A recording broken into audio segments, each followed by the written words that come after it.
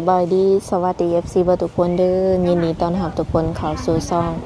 YouTube ของสาวบนเปียงสาวลาวเนาะเปิดพามามื้อนี้ก็อยู่กับสาวโสดหน้าใหม่ทุกคนเลยมื้อนี้ก็สิว่าได้พาหนุ่มๆเนาะที่ว่ายังบ่ทันมีคู่มีคิงยังโสดอะไรมาตามหาฮักแท้ว่าซั่นซะคือสาวโสดคนนี้ก็เป็นสาวโสดหน้าใหม่เนาะสำหรับ FC คนใดเนาะที่ว่าอยากติดต่อหาน้องเพิ่นแนะนำให้ทักแชททางเฟซและก็ไลน์เด้อทุกคนเด้อเฟซและก็ไลน์ของสาวบนเปียงเนาะทักมาเอานำสาวบนเปียงได้โดยบ่ว่าสิเป็นสาวคนนี้หรือว่าสาวคนอื่นๆก็ตามเนาะเพราะว่า FC หลายคนก็ถามเข้ามาว่าเวลาสิติดต่อกับสาวโสดแต่ละคนนี่ติดต่อแบบใดเพิ่นก็ถามแบบนี้เนาะทุกคนโดยแล้วก็ มีแต่ว่าทักมาหาทางสาวบนเปียงอะไรเนาะโดยแล้วใดก็เข้าไปไปร่วมกับสาวโสดของเฮากันก่อนฝากกดไลค์กดแชร์กดติดตามให้สาวบนเปียงในเด้อเนาะเพื่อเป็นกำลังแห่งใจในการถ่ายทำคลิปต่อๆไปถ้าหากว่าคำจาหรือว่าพฤติกรรมใดบ่เหมาะสมก็ต้องกราบขอโทษขออภัยไว้ก่อนเด้อโดยสบายดีสบายดีสาวโสดหน้าใหม่เนาะทุกคนวันนี้ก็ถือว่ามาหาน้องเพิ่นเป็นมือแรกเนาะแม่นขออนุญาตถามเด้อชื่อนั่นใดชื่อนิดน้องนิดแม่นอายุจักปีตอนนี้ปีนี้ก็ปีนี้19ปีบ่แม่นหากะ19หากะ19ปีเนาะแม่น โดยผ่านมาน้องหลาเองก็เคยสร้างครอบครัวอยู่บ่เคยสร้างครอบครัวมาก่อนแบบเป็นผู้สาวที่ยังบ่ทันแบบเคยผ่านมือซ้ายเนาะตะกดแม่น เคยมีแฟนมีหยังอยู่บ่เลยเคยมีแต่ก็ล่มเหลวบ่ได้โดนแบบว่าคบแต่ละคนนี่ได้ประมาณแบบจักเดือนหรือว่าจักปีน้องล่ะบ่ฮอดปีล่มเหลวประมาณ2เดือนโดนสุดคือ4เดือนล่มเดียวโดนสุดเจ้าเป็นคนท่าแขกบ่แม่นเป็นคนท่าแขกมาเฮ็ดงานอยู่พี่แม่นมาเฮ็ดเวียกน้ำปลาจื่อแต่ว่าน้ำเดียวแล้วเคยได้ยินแต่ตัวนั้นแบบว่าทางท่าแขกเพิ่นสิมักเว้าน้ำเดียวแม่นบ่แม่นก็ติดมาเลยบ่แม่นน้องเพิ่นไปทางใดนี่เขาคือสิเบิ่งออกว่าเพิ่นเป็นคนแถวท่าแขกเนาะแม่นมาอยู่แบบว่าแถวนี้แต่โดนแล้วก็บ่ได้โดนหาก็มาเฮ็ดเวียกน้ำปลาได้2เดือนเอาเฮ็ดเกี่ยวกันยังนั่งล่ะมาเฮ็ดเวียกบ้านเอาลูกซอยเพิ่นเป็นแม่บ้านนี้แม่นได้เงินเดือนหลายอยู่บ่ก็บ่ได้หลายแล้วแต่เพิ่นสิให้บางเดือนเพิ่นก็ให้2 ล้านบางเดือนเพิ่นก็ให้1 ล้านแบบว่ากินอยู่น้ำเพิ่นแม่นน้องหลานบ่ได้เข้าโรงเรียนแล้วแม่นเพราะว่าสิออกไปเรียนต่อเสริมสวยในปีหน้าโดยคือเรียนจบของไหนซะจบม.4โอ้ได้ใบประกาศยังเรียบร้อยแล้วเนาะน้องละแม่นบ่ได้คิดแบบว่าอยากไปเรียนต่อยังบ่คิดสิไปเรียนต่อเสริมสวยสิไปเรียนแบบว่าเสริมสวยเอาแม่นยันว่าไปเรียนวีซ่าซีเป็นนั่นเป็นนี่จังซี่นะบ่บ่เขาหมายว่าคือไปเรียนจนจบแบบว่าจบม.4แล้วก็จบม.7จังซี่เนาะแล้วก็ไปเรียนต่อวีซ่าซีหยังแบบสิบ่คิดบ่เพราะว่ามีแต่ปีหน้าก็สิเข้าเรียนเสริมสวยนะแบบเขาเอิ้นวีซ่าเฉพาะบ่แบบแม่นไปเรียนแบบนั้นเอาแบบเฮามีอาชีพติดตัวเฮาแบบว่าเปิดร้านเปิดหยังก็ได้เนาะแม่นเป็นนายตัวเองมักแบบนั้นแม่นที่ผ่านมานี่น้องหล่ะเคยไปฝั่งไทยบ่บ่เคยคือไปเฮ็ดงานไกลนี่ถือว่ามาเฮ็ดแต่แถวนี้ซื่อแม่นคำว่าไปไทยก็มีแต่ข้ามไปฮอดนครพนมแบบมีงานมีหยังละไปไปเที่ยวไปหยังไปอยู่เนาะแม่นโดยไกลสุดก็แม่นนครพนมแม่นไปฮอดแต่นั้นซื่อเป็นอะไรสักปัจจุบันนี่แบบว่าโสดบ่แม่นบ่มีไผบ่จังบ่มีไผมาจีบเลยบ่น้องล่ะมันก็บ่มีคันแบบขอสิเข้ามาจีบเขาก็มักถามว่าบัดงานปานนี้คือบ่มีไผลมเอ้าใช่ว่าในใดซะเขามันบ่มีไผลมมาหลีเนาะเขาก็บ่เชื่อแบบเขาก็บ่กล้าลมน้ำเฮาจังซี่นะ อืมคือเขาคิดว่าเฮามีคนคุยแล้วก็เลยบ่กล้าเข้ามา น่าจะประมาณนั้น แต่ที่จริงแล้วเป็นโสดเนาะ แม่นว่าไม่ไหว มื้อนี้นี่ถือว่าออกมาเปิดใจ แม่น เปิดใจแบบใดแบบอยากหาคนคุยแก้เหงาซื่อๆบ่หรือว่าอยากได้คู่ชีวิตนะ ก็อยากได้คนล่มแบบถ้าล่มโดนไปแล้วแบบถ้าเขาแบบดูแลเขาดีก็อาจจะได้เป็นคู่ชีวิตกันก็มี หาคนที่ว่าเข้าใจเนาะ แม่น อ๋อ มักผู้บ่าวประมาณไหนน้องล่ะ รุ่นอายไปเลย รุ่นเดียวกันรุ่นน้องกับว่ามักรุ่นอาย มักคนเป็นผู้น สูงสุดฮอดจากปีเจ้าหับได้ ำเอาระดับ2ขึ้นไปเลยซะ ฮอดประมาณ60บ่70หรือจาก แนว ปี ใดก็ได้ถ้าแบบเพิ่นลมเฮาได้แบบเฮาก็แบบนิสัยก็เอาแต่ใจอยู่หั่นนะ เจ้าบ่ได้เลือกบ่ที่แบบว่าคนหล่อคนรวยอย่างซี่นะ ก็บ่ได้เลือก อ๋อ เพราะในแบบเขามาลงน้ำเฮาจริงจังแบบบ่ตัวเฮาอะนะ อืม คือซาน้องแบบว่าเคยสิว่าเนี่ยคุยผู้บ่าวมาเนาะ แม่น ประมาณจักเดือนเจ้าจังสิเบิ่งออกว่าคนนี้แบบว่าเขากับเฮาได้หรือว่าเขากับเฮาบ่ได้จังซี่นะ ประมาณเดือนหนึ่งหรือว่า2 เดือน ก็ฮู้แล้วบ่ แม่นถ้าแบบเฮาลมน้ำกันทุกมื้อ อืมคือปัจจุบันนี่ก็ยังเฮ็ดเวียกบ้านอยู่ไหมล่ะวะ แม่น มีเวลาคุยกับเพิ่นช่วงใดน้องละ ก็มีเวลาแบบช่วงเช้าตอนแรกมันหยังก็มีเวลาเพราะว่าเฮาแบบเลี้ยงน้องเด้ อืม ถ้าแบบคุยกันตลอด24ชั่วโมงมันก็เป็นไปบ่ได้ก็แบบมีเวลาบางช่วงมันหยัง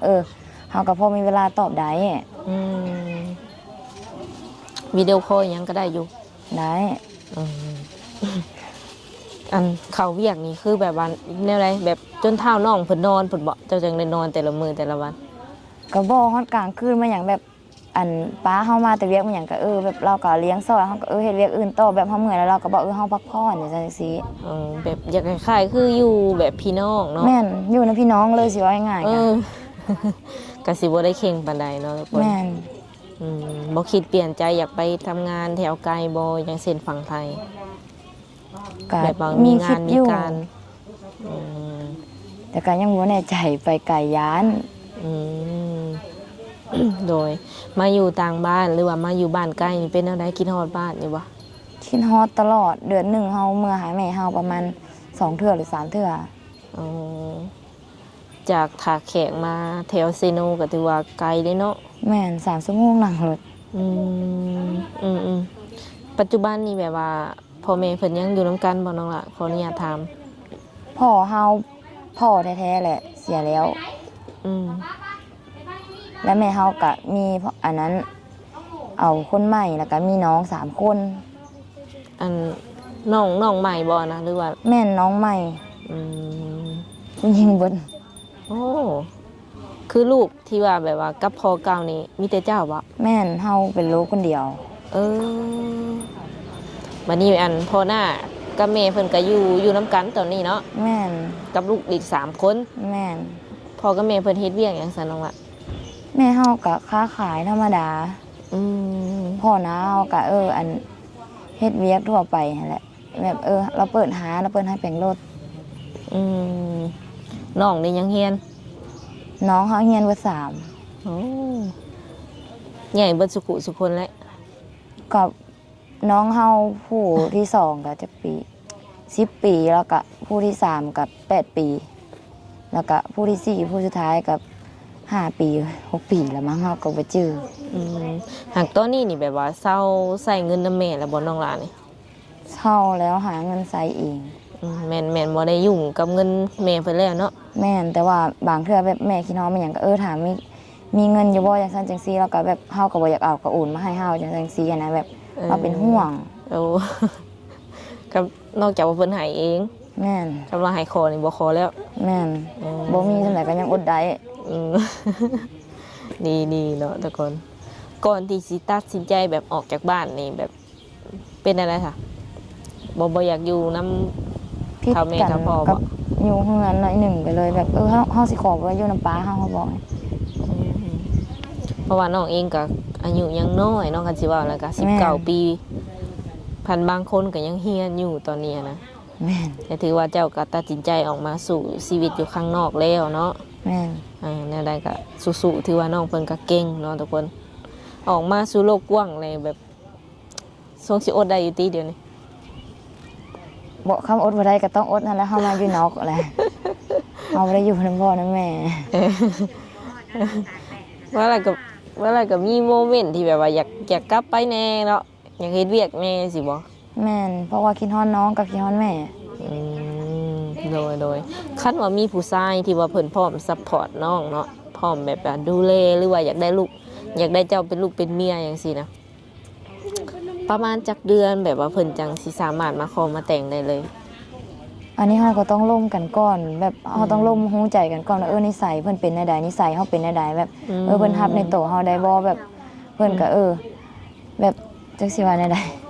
เบิ่งเฮาได้แบบรับนิสัยเฮาได้เฮาก็โอเคแล้วหั่นนะ ถ้าสิแบบให้ร่วมกันแล้วให้ว่า3 เดือน 4 เดือนมาเอาได้เลยมันก็เป็นไปบ่ได้ถ้าว่านิสัยเฮาก็ยังบ่ฮู้กันคักเด้ ก็คือแบบว่าเป็นแฟนเป็นหยังกันเบิ่งใจกันไปก่อนได้บ่ แม่นเบิ่งกันแบบถ้าว่าเฮาโอเคเฮาก็สิบอกถ้าแบบเขาร่วมกันเองแบบเขาร่วมเฮาได้หั่นน่ะ ยันว่าแบบบางคนก็คือแบบสามารถมาเอาได้เลยอย่างประมาณนี้นะก็เลยถามไว้ก่อนเนาะแต่ทีนี้คันว่าเพิ่นสิมาหาน้องก็มาได้บ่ ถ้าสิมาก็แบบบอกเฮาก่อนเฮาจังแบบสิได้บอกป้าว่าเฮาสิแบบจังซั่นจังซี่หั่นนะ เจ้าบ่ได้มีมือผักบ่ เขาบ่มีแล้วอยู่นำป้าเฮา ยันว่าแบบป้าเพิ่นให้พักทีละมื้อหรือว่าหยังประมาณนี้นะ คำอยากไปลิ้นไปหยังไปได้แล้วก็บอกเพิ่น ถ้าพักแล้วมีแต่ถ้าแบบอยากไปลิ้นไปหยังบอกว่าจังซั่นมื้อนี้เฮาสิไปลิ้นเด้อแล้วเราให้ไป โดยแบบบ่ได้เป็นทางการเนาะทุกคนเอาง่ายๆก็คือแบบอยู่แบบเป็นเอื้อยเป็นน้องประมาณนี้สนิทสนมกันแล้วคันว่าสิมานี่ต้องนัดก่อนว่าซั่นเนาะ แม่นต้องบอกเฮาก่อนแล้วเฮาจะป้าเฮาให้หยุดบ่แบบจังซี่แบบบางเทื่อเพิ่นแบบมือประจำการเพิ่นก็อันบ่ให้ไปมื้ออื่นจะไปได้บ่แบบนี้ซั่น คันว่าแบบสมมุติว่าเพิ่นบ่สะดวกมาเนาะเพิ่นออกค่ารถค่าล่างให้น้องไปหาเพิ่นแบบเป็นมุกดาหารบ่อหยังจังซี่น้องล่ะคิดว่าสิไปบ่ ถ้าสิไปก็ถ้าว่าไปมื้อหนึงแหละ2 มื้อละได้แต่ถ้าไปโดนแล้วบ่ได้แล้วไปเป็นทิศเป็นเดือนแล้วบ่ได้ อ๋อ แล้วก็เฮาก็ได้ขอเวียกมาหยังหั่นแหละเฮาจังได้ไป อืมแต่ก็ถือว่าไปได้อยู่โทษแต่บ่สามารถไปอยู่ได้โดนซื่อๆเนาะ แม่น อืมคือจันทร์ฮอดศุกร์แม่นเพิ่นเฮ็ดงานเหตุการณ์เนาะทุกคนแล้วก็สิว่าแนวใดสามารถไปมาอิหยังทางกันได้อยู่ แม่น อืมเป็นอะไรเปิดใจครั้งแรกบ่เนี่ย บ่รู้สึกแบบเก่ง รู้สึกเก่งๆบ่เคยถึกแบบคนมาสัมภาษณ์แบบนี้เนาะ ๆแม่น อืมบ่ติเนาะครั้งแรกแล้วว่าเนาะล่ะ แม่น โอ้ตัดสินใจโดนบ่จังออกมาเปิดใจแบบนี้นะ เป็นเดือน อ๋อเป็นอะไรครั้งแรกแบบอายบ่หรือว่าได้ไดแบบเฮาจังบ่ออกมาเปิดใจไว้หั่นนะความหมาย ก็มีอายๆอยู่หน่อยหนึง อืม แต่ก็เฮาแบบอยู่แต่เฮ็ดเวียกมันหยังคนเดียวมันก็แบบบ่มีไผแชทนะมีแต่โทรนะแม่บางมื้อก็เล่นแต่เกมหรือซั่นซี่น่ะมันก็เหงาไป แม่นก็เลยว่าสิว่าอะไรหาครูหาคิงลองเบิ่ง แม่น อืมน้องหลาเองมักไปหลินไปเที่ยวอยู่บ่กลางค่ำก ไป ลางคืน อยู่แบบโดนๆจังได้ไปถ้าไปตลอดก็บ่ได้ อืมเป็นอะไรอาจารย์ไปตลอดอะเป็นอะไรบ่มีเงินหรือว่าตั้งบ่อยากไป เขามาแบบโดนๆจังไปก็สิเว้าแบบว่าเฮามีเงินแล้วเฮาจังไปเฮาแบบจังบ่ได้เพิ่งไผไปก็ไปมื้อหนึงแล้วก็มา สมมุติว่ามีเงินนี่สิไปทุกมื้อบ่ ก็บ่งานทางการเฮาบ่ไหวเฮาก็แบบสุขภาพก็บ่แข็งแรงปานใดนะ อ๋อใครแน่สัตว์ เนอะบางคนก็แบบบ่อยากให้ไปลินลานปานใดเนาะเพิ่นก็บ่ค่อยมักจังซี่นะอืมแต่ก็เคยไปแล้วไปปาตรงปาร์ตี้หยังมันเคยไปแล้วเนาะ แม่นไปมื้อหนึงแล้วก็มาแบบจะก็แบบว่าไปกันครึ่งตอนเช้าแล้วก็มานะ อ๋อ กินเหล้ากินเบียร์ได้ กินได้ โดยน้องหละมีโรคประจำตัวบ่ ก็บ่แต่ว่าแบบเฮาแบบมักเป็นเมื่อย อืมอืมแต่ว่าเรื่องอื่นก็ปกติเนาะ แม่น สุขภาพร่างกายส่วนอื่นเป็นปกติอาจสิเมื่อยแบบสมมติว่าได้พักผ่อนแบบเพียงพอก็อาจสิหายตัวนี้เนาะ แม่น โดยน้องหละเองมักอยู่บ่ผู้ชายไปดินไปเที่ยว ก็บ่มักปานใดก็แบบโดนๆจังไปเทื่อแล้วก็โอเค แต่ถ้าแบบเขาแบบเขาไปตลอดในชีวิตเฮาก็บ่อยากโอเคปานใด อืม เพราะมันโลกภายนอกจักสิเจอมันไผต่อไผแน่หั้นนะ อืมก็บ่ค่อยมักปานใดเนาะกินแบบกินเหล้ากินเบียร์แบบโดนๆเถื่อได้อนุญาตอยู่บ่สิบ่ แม่นแบบโดนๆจังไปแบบอาทิตย์หนึงไปเทื่อหนึงก็ได้หั้นนะ อ๋อ แต่ถ้าแบบไป2 มื้อ 3 มื้อเรียนติดก็บ่อยากโอเคปานใดแหละ โดยแบบสูบยาอยังนี้น้องหละหับได้บ่ สูบได้แต่ว่าแบบบ่ให้มาไกลเฮาหั้นนะแบบกินมันถึกแล้วเฮาแบบเป็นเมื่อยแล้วเฮาถึกกินยาสูบนะกะ เอออืมก็คือแบบว่าไปสูบสิไกลๆเนี่ยเพิ่นว่า แม่น โดยแต่แบบมีหนวดมีคราวนี่หับได้บ่ ก็ได้ โอ้ติบ่ได้ติอย่างหลายเนาะทุกคนสูบก็สูบได้ขอเพียงแต่ว่าอยู่ห่างจักหน่อยว่าซั่นเนาะเป็นเมื่อยซื่อๆเวลาได้กินแล้วเมื่อยเล แม่ ย น บ่ แบบบ่แม่นมาถึงขั้นแบบเป็นเมื่อยแบบเฮาหายใจแบบบ่ติดอะไรหายใจแบบบ่ทั่วท้องหั้นนะ เออ แต่เฮาก็แบบสมมุติคำอยู่ไกลประชาชนหลายก็ย่างอีแล้วก็ไปสูดอากาศประมาณเฮาก็ปกติ อืม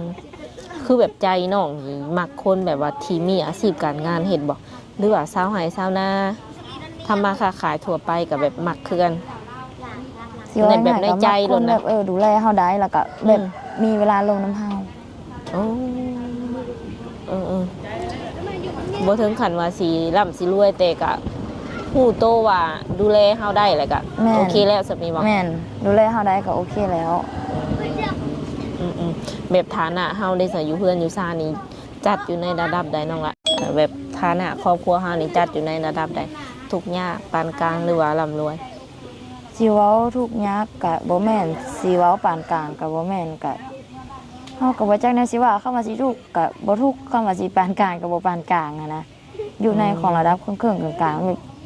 หักพออยู่พอกินอยู่ที่น้องละ แม่น เออเฮ็ดไร่เฮ็ดนาอยู่บ่ แม่ในนาเฮ็ดนา เจ้าเองก็เฮ็ดเป็นบ่ เป็นทุกอย่าง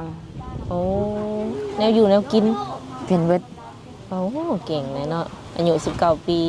แนวอยู่แนวกินแต่งเป็นแล้ว แม่นเพราะว่าเป็นกก เออดีเนาะทุกคนก็คือสำหรับหนุ่มๆคนใดที่ว่าตามหาสาวโสดประมาณนี้ก็แม่นลองทักเข้ามาเบิ่งเนาะเพิ่นสามารถแบบว่าทักมาเล่นน้ำน้องหละได้ทางใดแน่เฟซไลน์แจกบ่ มีไลน์แล้วก็ IG เบอร์โทรแบบ WhatsApp ยังเล่นบ่ ลิ้น ให้บ่คันเพิ่นขอ